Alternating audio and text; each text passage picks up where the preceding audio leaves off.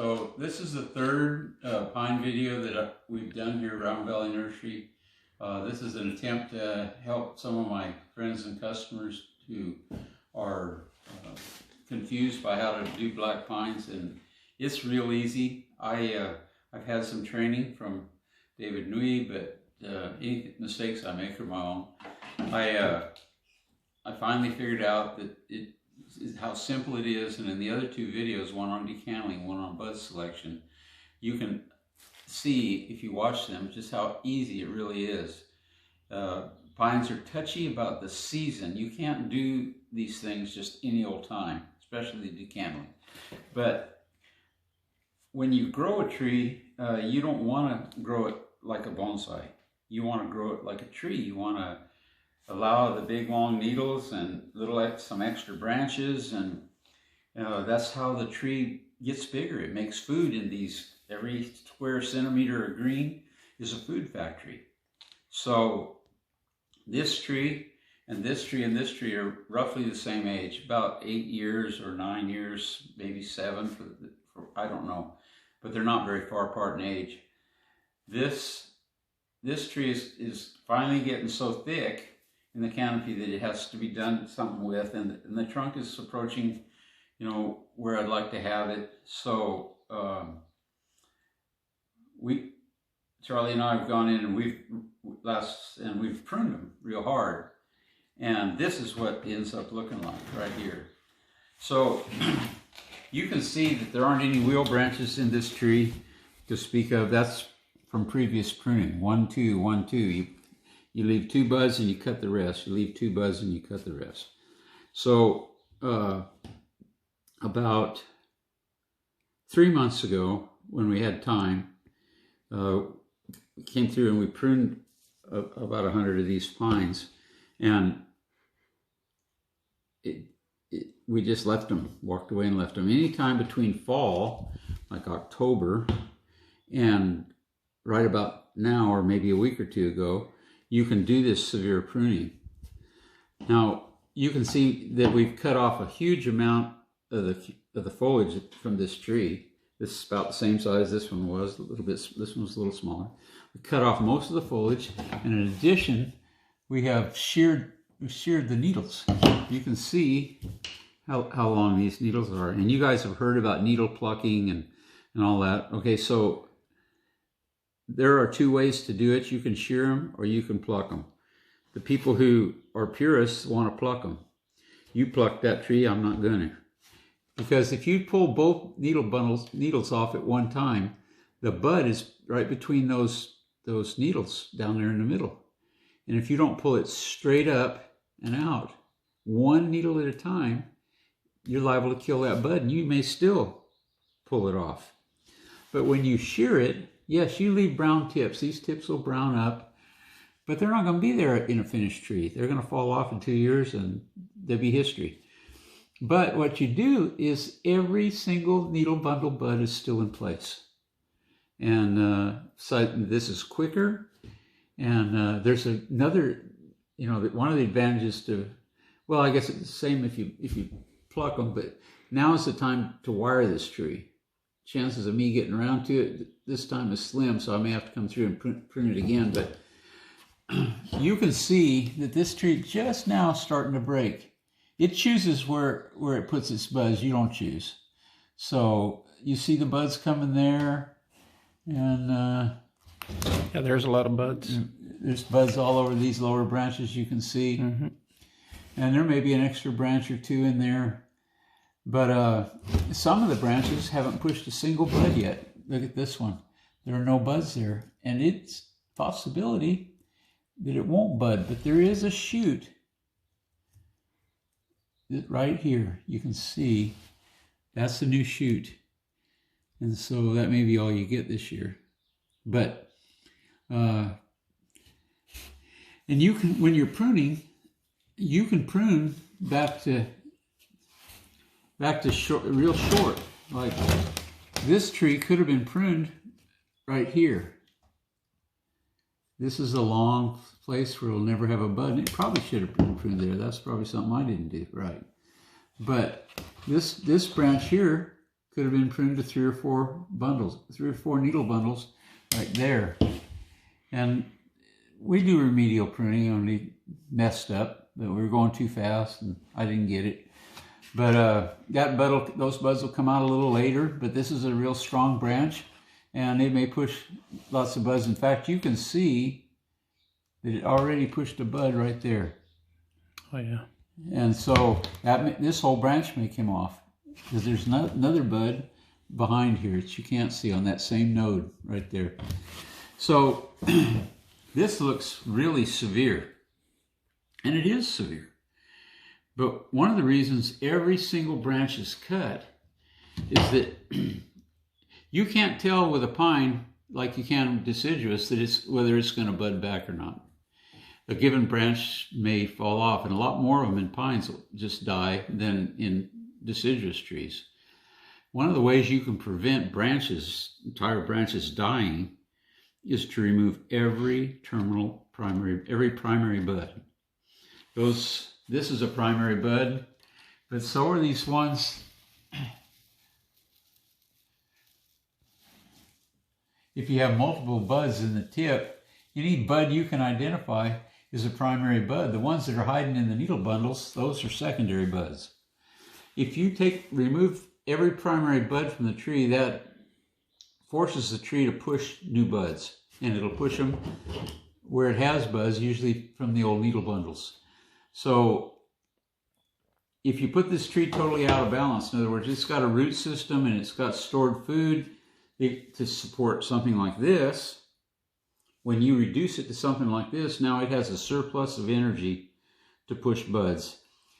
Pines, you may know, are apically dominant. That means the tip buds and the center buds of every branch are going to get the most food and they'll grow the hardest.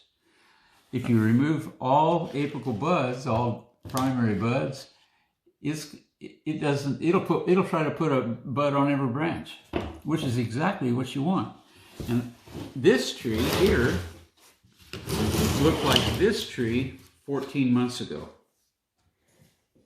You see how it filled out, and you see what the difference is between the needle size over here, the needle size here. You can see that the needles in the top are bigger than the needles in the bottom. This is more of that apical dominance.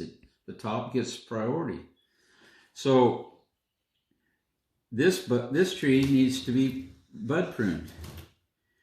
And so I need to go through that and prune the buds. And one way, there are ways to hold the top back, and that has to do with needle cutting and branch removal.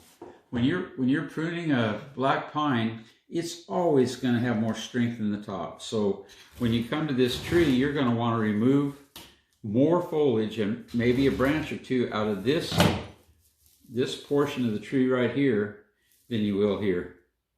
And each time you do that, and each time you candle prune like in the other video, each time you do bud selection, the next generation is going to have more branches, and by each branch having a bud on it, the tree will have a larger number of total buds.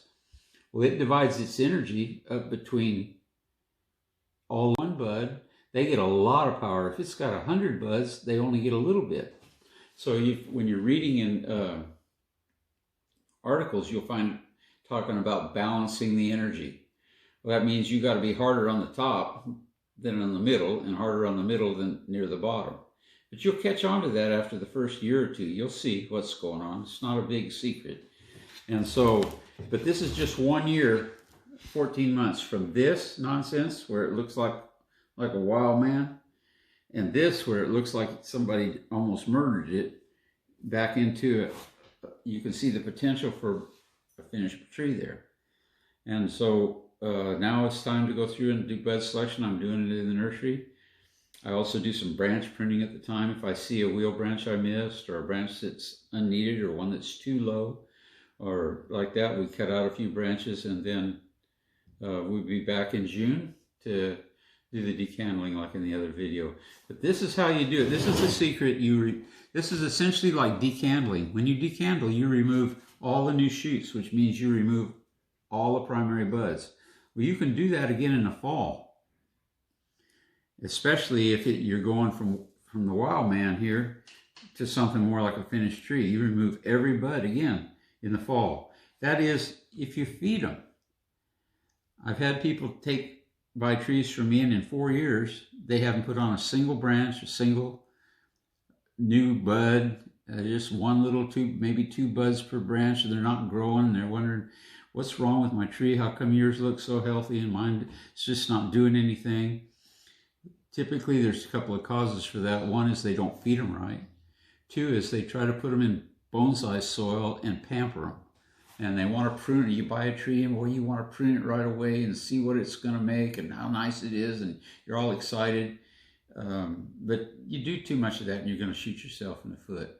What you need is more trees so that you can have some to work on and some to, as you're trying to get them into bonsai pots like this one, a year or 2 from, or maybe this year you could have put it in a training pot. But this one's ready for a bonsai pot. This next time it's transplanted, and it's just on from there. It's got a good future. But you try to take a tree like that little one that we showed you in the other video. This tree is already developing, because of the way we bend it and everything, it's already developing a good, strong base.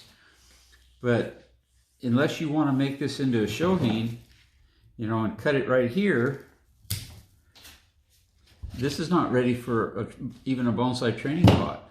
I got them in little 5-inch pots, but I let them root out into the soil below so that they don't dry out so easy and that they grow a little better. But this one still, instead of having I put a heavy wire on it like you saw the other video, I can bring this one down and I can cut it right here. You see, this is the neck that you want to avoid as much as possible. If I cut it here, buds will come out there, especially if I take the tips out of these 2.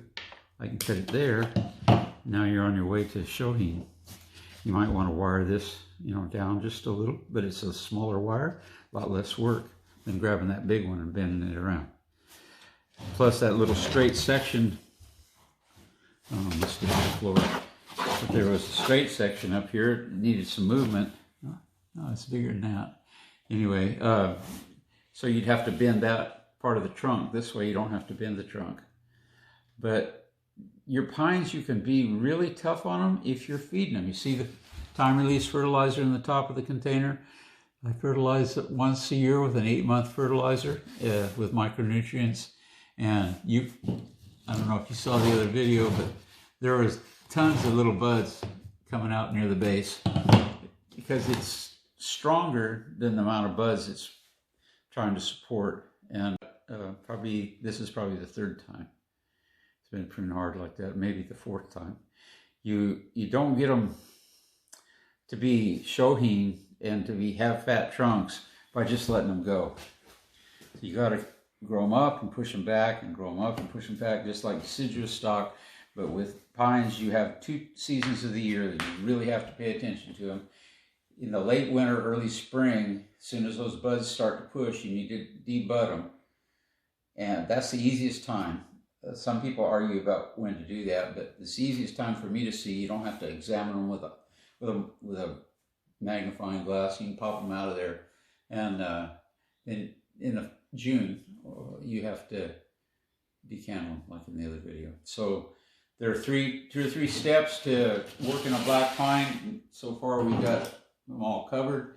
Don't claim to be a world-class authority, but the fundamentals, there's going to be people that want to do it a little bit different way, but ultimately all the methods of pruning pines come down to doing 3 things. One is decantling, which essentially, this is one kind of decantling.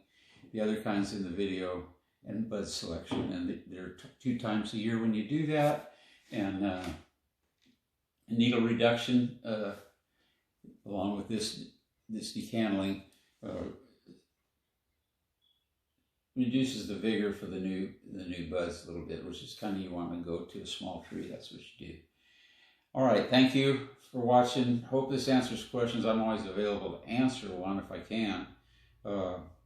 This is primarily for my friends and customers who are a little skittish about black pines. So thanks a lot.